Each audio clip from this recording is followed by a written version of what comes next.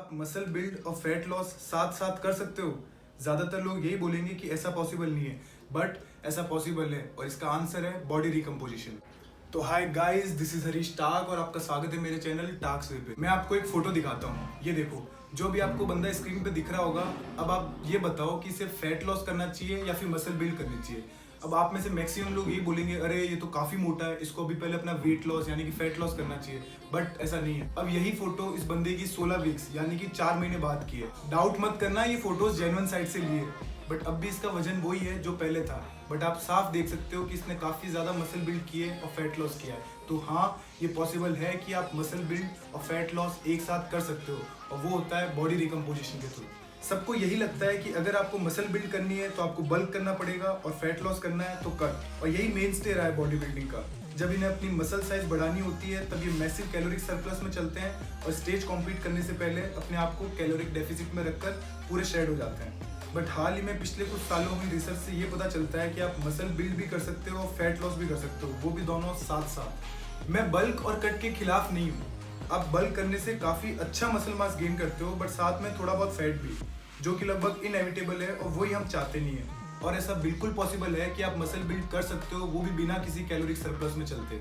क्योंकि fat tissue और muscle tissue दो अलग अलग सिस्टम है, जिसके बारे में मैं आपको अपनी आने वाली वीडियोस में अच्छे से बताऊंगा। कईयों को लगता है कि बॉडी रिकम्पोजिशन पॉसिबल तो है, बट प्रैक्टिकल नहीं है और ये केवल एक छोटे से पोर्शन के लिए सुटेबल होता है। बट ऐसा नहीं है। बॉडी रिकम्पोजिशन लगभग हर इंडिविजुअल पे अप्लाई होता है, बस एक छोटे से पोर्शन को छोड़ के। और इसमें सबसे पहले नंबर पे आते हैं न्यू लिफ्टर्स यानी कि बिगिनर्स। इनकी बॉडी काफी ज्यादा प्राइम्ड होती है मसल बिल्डिंग के लिए, मतलब कि इनके स्टोर्ड फैट से एनर्जी यूटिलाइज होगी मसल बिल्डिंग प्रोसेस के लिए।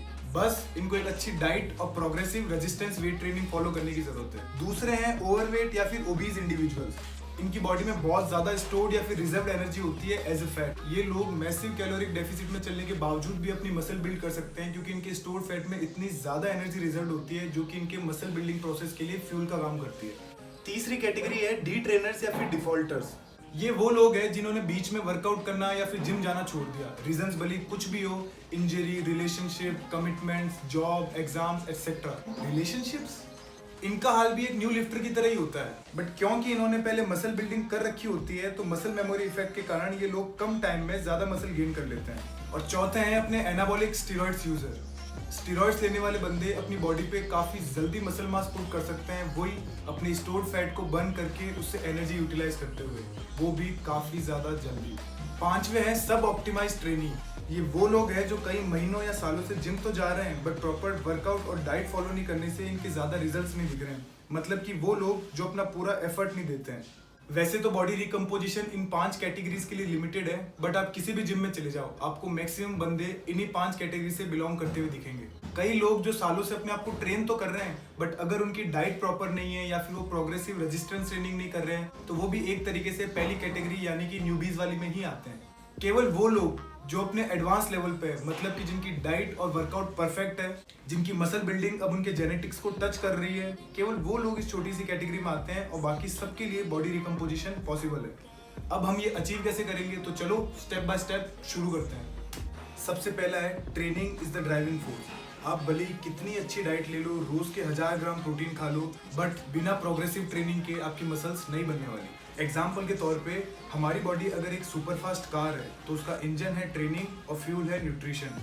जितना बेटर फ्यूल होगा उतनी बेटर परफॉर्मेंस। बट अगर हम इंजन को निकाल दें तो आप कितना ही अच्छा फ्यूल देते रहो, गाड़ी मूव नहीं करेगी। ऐसे ही हम स्लीप और स्ट्रेस मैनेजमेंट को ऑयल चेंजेस और टायर रोटेटर्स समझ सकते हैं। तो ट्रेनिंग करते वक्त फंडामेंटल्स पे फोकस रखो। सबसे पहला प्रोग्रेसिव ओवरलोड, दूसरा अप्रोप्रिएट एफर्ट और तीसरा प्रॉपर टेक्निक। और कोशिश करो कि हर हफ्ते 10 से 20 सेट्स जरूर करो, वो भी पर बॉडी पार्ट। दूसरा, डिसाइड अ प्राइमरी गोल।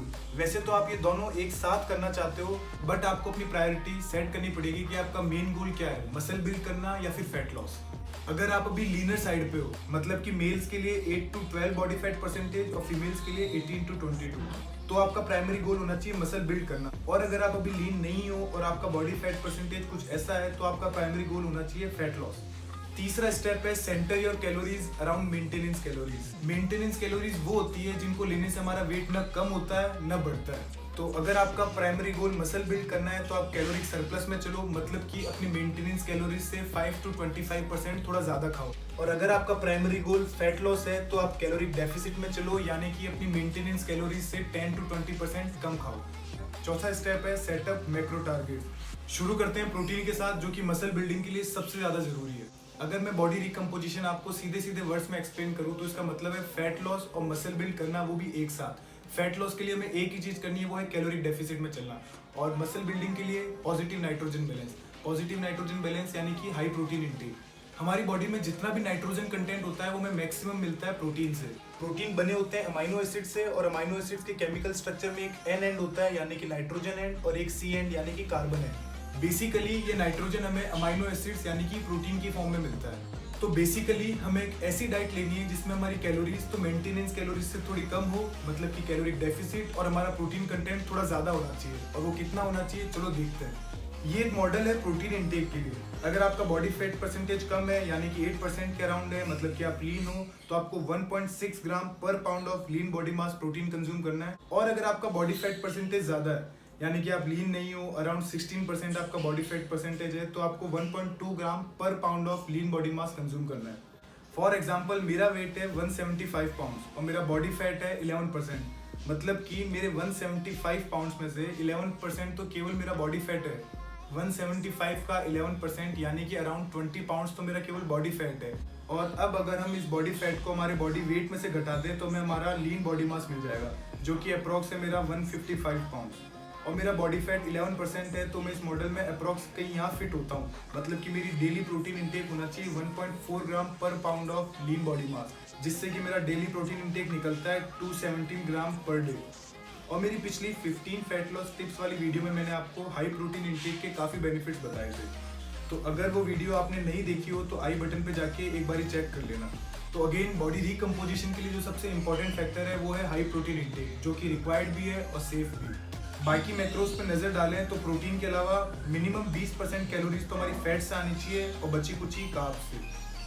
पांचवा पॉइंट है ऑप्टिमाइज योर अप्रोच। जैसा कि मैंने पहले भी कहा है, एक न्यू लिफ्टर को काफ़ी आसानी होती है बॉडी रिकम्पोजिशन। उसके लिए शायद ये ऊपर के 4 स्टेप्स ही बहुत होंगे, पर जैसे जैसे आप एडवांस होते रहते हैं वैसे ही बॉडी रिकम्पोजिशन थोड़ा मुश्किल होता रहता है। So you should optimize your approach. और उसमें सबसे पहले है स्लीप। ये एक सिंगल मोस्ट अंडररेटेड फैक्टर है। वेंटल 2018 में ऑक्सफोर्ड में हुई एक रिसर्च के अकॉर्डिंग उन्होंने 36 सब्जेक्ट्स लिए थे और उनको 2 इक्वल पार्ट में डिवाइड किया और दोनों को कैलोरिक डेफिसिट में रखा। जो सेकंड ग्रुप था वो हफ्ते में 5 दिन 1 घंटे कम सोता था फर्स्ट ग्रुप के कंपैरिजन में, और वीकेंड्स पे उन्हें 1 घंटा एक्स्ट्रा सोने को मिलता था कैचअप करने के लिए। 8 हफ्ते बाद जब उनका रिजल्ट देखा तो दोनों ने सेम वेट लॉस किया, बट फर्स्ट ग्रुप वालों ने 83% फैट लॉस किया और सेकंड ग्रुप वालों ने 85% लीन बॉडी मास। ये देखने और सुनने में काफी पागलपन लगता है, बट दोनों सब्जेक्ट्स वेट ट्रेनिंग नहीं कर रहे थे, जो कि शायद ये कर्व फ्लैट कर पाता, बट फिर भी स्लीप के इफेक्ट को हम नजरअंदाज बिल्कुल नहीं कर सकते।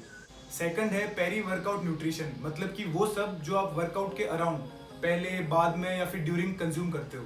मैं इसमें सप्लीमेंट्स की बात नहीं कर रहा, क्योंकि ऐसा कोई स्पेसिफिक सप्लीमेंट नहीं है जो आपके बॉडी के कंपोजिशन को बदलने में हेल्प करेगा। बट अगर आपको लेना ही है तो प्रोटीन पाउडर, क्रिएटिन और कैफीन, इन तीनों में से कुछ भी ले सकते हो। प्रोटीन पाउडर में अगर आप कैसीन ले रहे हो तो सोने से पहले, मतलब कि बिफोर बेड लो, और वे ले रहे हो तो पोस्ट वर्कआउट बहुत बेटर रहेगा। प्री वर्कआउट के लिए क्रिएटिन और कैफीन काफी बेटर है। क्रिएटिन सस्ता पड़ता है, साइड इफेक्ट्स बहुत कम है और एक अच्छा सप्लीमेंट है।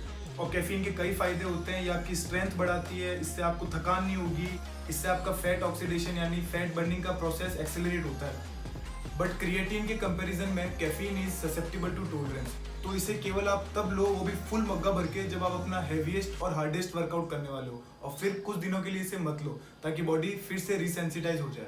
तो आज के लिए बस इतना ही। एक बारी मैं फिर से आपको बॉडी रिकम्पोजिशन की समरी बता दूं।